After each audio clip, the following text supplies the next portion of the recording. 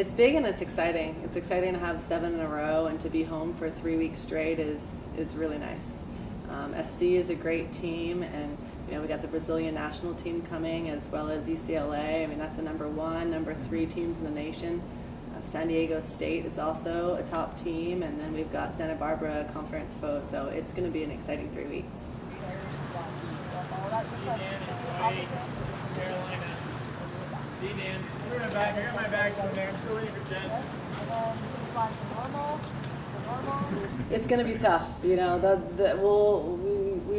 will be, on paper, all those teams are probably deeper and stronger than us. So for us to get up and be able to put up a good fight and potentially come away with a W is in front of our home crowd is exciting.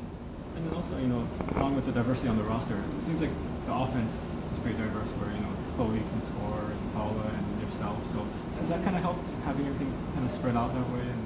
Yeah, it definitely means that we don't necessarily rely on one person, and I love that. It's a team sport, and sometimes in team sports you can just get an individual that really just outsets everyone else, but our team is a team, and without one person we're not a team.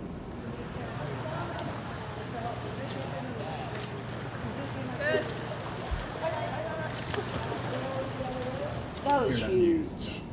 So I was set up to go to Rio kind of thing, and in my head I was going to take a redshirt year. I was going to go and just play for my national team for however old until I retired, and now that's completely gone.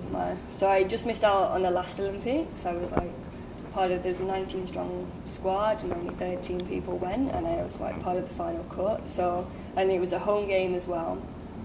So that was huge to not get it, and I was only 18 and people was like, oh, you can make the next one, and that kind of kept me going, but to then lose all my funding, and there's no way that we can get our funding back and be going to Rio. And with her, kind of getting used to the American game, probably at this point last year, how far has she come a year later? Leaps and bounds. The NCAA game is refereed a lot differently from the international game. So for her as a defender, she's basically had to learn a completely different style of play, the positioning.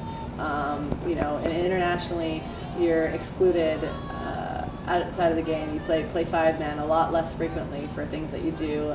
NCAA, you're kicked out for having some of our foreigners who play internationally joke around about if your pinky's in the wrong spot, you're going to get kicked out of the game. So, she's learned a lot over the last year, and I think she'll continue to improve. Well, for me, playing in Hawaii is the main kind of benefit from that.